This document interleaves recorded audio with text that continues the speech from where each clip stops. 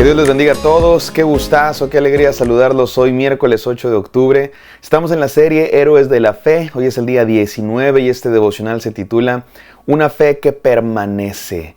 Continuamos estudiando Hebreos 11, que nos da una definición de la fe, pero no se queda solamente en una definición de diccionario, sino que después nos da una serie de ejemplos de personas que vivieron por la fe. Porque la fe no solamente es una definición de diccionario, sino una fe viva, vivos ejemplos para que seamos como ellos. Nos deja ver la palabra de Dios, el salón de la fama de la fe. Estos personajes que vivieron por la fe, para que ustedes y yo seamos como ellos. Porque mira, hay una cosa aquí muy interesante. Cuando vemos esta lista de personajes, vamos a notar que no eran perfectos. Cuando vamos a la historia de cada uno de ellos, queda muy claro que eran personajes con defectos, con virtudes también. Fueron buenos ejemplos en muchos momentos, pero también fueron malos ejemplos en muchos otros. Tenían dudas, tenían pecados, tenían conflictos. A veces mentían, a veces engañaban, a veces tropezaban, a veces flaqueaban. A veces tenían falta de fe. Es interesante porque la Biblia les llama hombres y mujeres de fe, que vivieron por la fe, héroes de la fe. Pero también nos deja ver que a veces flaquearon en la fe. Por dos razones. Número uno, porque la Biblia es honesta. La Biblia nos dice la verdad. La Biblia es un libro transparente, honesto, que nos cuenta los defectos y las virtudes de los personajes bíblicos. Pero también porque nos quiere mostrar que no eran extraterrestres. Estos héroes de la fe no venían de otro planeta, eran seres humanos de carne y hueso como tú y como yo. Que tú y yo somos de carne y hueso, más carne que hueso. Pero somos seres humanos con virtudes y defectos, con pecados, con conflictos, con contradicciones. Y esto significa que tú y yo también podemos ser héroes de la fe. No por nuestra perfección, sino cuando ponemos nuestra confianza en aquel que es perfecto. Seamos héroes de la fe, mis amados hermanos, y permanezcamos. El día de hoy vamos a entender que la fe es algo que permanece. Hay quienes se emocionan un rato. Hay quienes tienen un momento de emoción, van a un retiro, van a un encuentro, van a una conferencia, tienen un tiempo, se emocionan, leen su Biblia 2 meses y van a la iglesia y están muy emocionados, pero pasa la chispa y se apaga el fuego, porque no había leña dentro de ellos. La fe no es un momento de emoción, la fe no es una chispa, la fe es una llama que permanece. La verdadera fe dura hasta el final. El verdadero cristiano llega hasta el final de sus días rendido a Cristo. Como Jacob.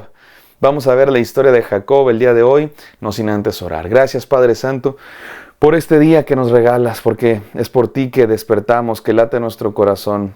Cada respirar es por ti, Señor. Te bendecimos y te pedimos que nos hables a lo profundo del corazón. El día de hoy en Cristo Jesús. Amén. Amén, queridos. Vamos a Hebreos 11:21. Dice así. Por la fe Jacob, al morir, bendijo a cada uno de los hijos de José y adoró apoyando sobre el extremo de su bordón o de su vara o de su bastón. ¿Quién es Jacob, mis queridos hermanos? Jacob es el nieto de Abraham, hijo de Isaac, que era el hijo menor. Dios tiene una tradición en Génesis de bendecir a los hijos menores. ¿Por qué? No significa que Dios prefiere a los hijos menores, no. La cuestión es que en aquella época los hijos mayores, los primogénitos, tenían una ventaja. Iban a recibir la mitad de la herencia del papá. Así tuviera 20 hijos, el hijo mayor recibía la mitad y la otra mitad se repartía entre los otros 19 hijos. Era considerado el que abrió matriz, el que continuaría. Tenía cierta superioridad, ventaja social en el mundo de aquella época. Y muy a menudo Dios bendice al menor. ¿Por qué? ¿Porque Dios quiere más a los menores? No. Porque Dios nos está enseñando dos cosas. Número uno, nos está enseñando que Dios no se amolda a nuestros prejuicios humanos. Dios es libre, Él hace lo que quiere, Él es soberano. Él no está a nuestras órdenes, ni a nuestros modelos, ni a nuestras maneras de pensar. Dios tiene sus propios planes que son mucho más grandes. Número dos, nos enseña que Dios a menudo utiliza al menos esperado, al menos fuerte, hasta el menos inteligente, podríamos decir también. Nos usa a los menos inteligentes. Porque Dios muestra que no nos usa ni nos escoge por nuestras capacidades. Dios no llama a los capacitados.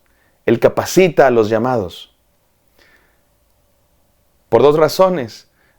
Primero, para que se note que es por su gloria, para que se note que es para su gloria, es por su poder, no por nuestra capacidad. Y para que sepamos que para Dios no hay distinción, no hay favoritismos. Y por eso Dios llamó a Jacob un personaje que su propio nombre significa tramposo, y así era, tramposo. Engañó a su padre, engañó a su hermano, y con ayuda de su mamá había conflictos en esta familia. ¿Recuerdas que ayer hablábamos acerca de los conflictos que hay en las familias de los patriarcas, de los hombres de la fe? Bueno, en esta familia había conflictos. El papá quería más al mayor, como se acostumbraba, era lo normal, era lo esperado en la sociedad. Pero la mamá quería al menor, porque Dios había prometido desde que nacieron que el menor iba a continuar la promesa. Y el mayor, Esaú, no atesoraba la promesa de Dios. No quería continuar la tradición de la fe en Dios. Menospreció la promesa, menospreció la bendición y se la vendió a su hermano por un plato de lentejas. Y el hermano menor, al parecer, sí anhelaba la promesa de Dios, pero la buscó por sus propios medios, por medio de trampas y engaños, y tuvo que huir. Y estuvo exiliado por varios años. Y ahí en el exilio, Dios trató con él. Dios se encontró con él. Y cuando venía regresando en una de las historias más bonitas de la Biblia, de verdad, una de las historias más poderosas, más profundas, más significativas de la Biblia, Jacob se encuentra con Dios, o más bien Dios se encuentra con Jacob.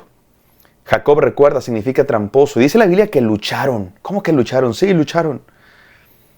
El ángel de Dios y Jacob lucharon. Hasta que finalmente el ángel le dijo, soy el poderoso. No soy quien tú piensas, no soy un simple ángel. Soy Dios mismo. Y Jacob le decía, bendíceme, bendíceme. ¿Y sabes qué fue la bendición? Un cambio de nombre.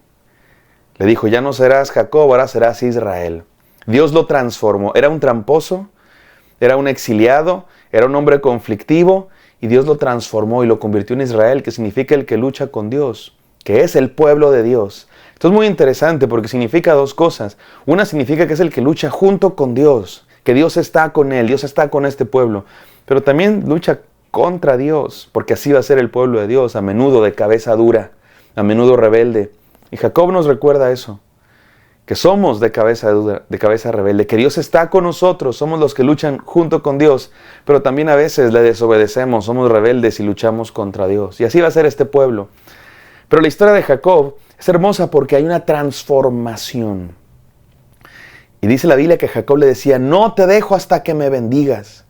Lo que le está diciendo es, transfórmame, estoy harto de ser quien soy, ya no quiero ser este tramposo, ya no quiero ser este hombre exiliado, conflictivo, mentiroso, cámbiame. Esa es la oración que todos debemos orar, mi amado hermano, porque ¿sabes qué? No podemos cambiar por nosotros mismos, necesitamos el poder de Dios, necesitamos dejar de luchar con Dios, porque la lucha, ¿sabes cuándo se gana esta lucha? Cuando te rindes. Cuando lo dejas ganar a Él. En esta lucha espiritual es la única lucha que se gana cuando dejas de luchar por tus fuerzas, cuando te rindes y dejas que Dios pelee tus batallas y te pones en sus manos y le dices, Señor, aquí estoy, transfórmame, cámbiame, ya no quiero ser lo que soy. Digámosle eso a nuestro Señor, queridos hermanos. Seamos de esos que son transformados. Y Jacob llegó a viejo.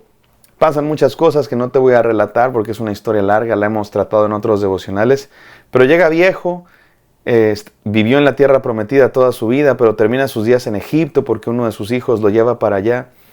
Y entrado en años, ya sabe que va a morir, bendice a sus hijos, a sus 12 hijos.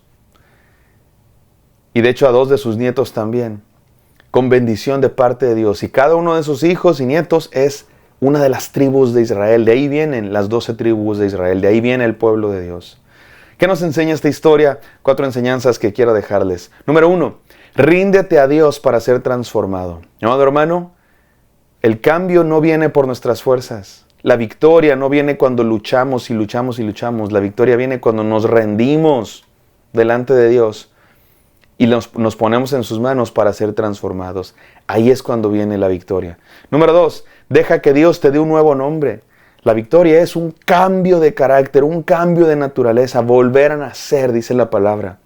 Deja que Dios te dé un nuevo nombre, que significa una nueva vida.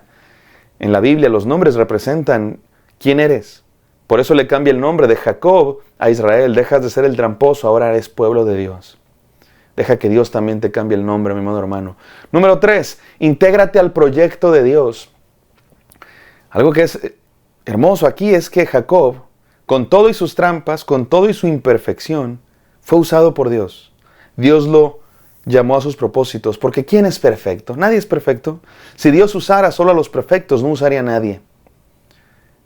Dios se encarga de usar lápices gastados, chafas, para escribir poemas maravillosos en este mundo. Mi amado hermano, Dios no está buscando gente perfecta. Dios está buscando gente que crea y se rinda a sus pies. Sé de esos. Con todo y tus defectos, con todo y tus pecados, Dios se encargará de irte moldeando y Dios se encargará de usarte a pesar de tus errores. Me encanta porque yo soy de esos lápices imperfectos, gastados, con muchos errores, con muchos defectos, pero que si me pongo en las manos de Dios, Él me puede usar para escribir cosas maravillosas por gracia de Dios. Y número 4, permanece creyendo hasta el fin. Aquí vemos a Jacob en su último día. Dice que se apoyaba sobre su bastón, bendiciendo a sus hijos, porque fue transformado, porque se rindió delante de Dios, recibió un nuevo nombre, se integró al plan de Dios. Jacob sabía que con todo y sus imperfecciones, Dios lo usó para un plan maravilloso. Jacob fue el papá de Judá, y Judá fue el ancestro de David, el rey David. Y David fue el ancestro de José y María, padres de Jesús. Mis amados hermanos, seamos parte del plan de Dios hasta el final. Llegó a sus días, a sus últimos días, creyendo en Dios. Cualquiera comienza una carrera, pero no cualquiera la termina. Porque no hay que llegar primero, dice el dicho, hay que saber llegar.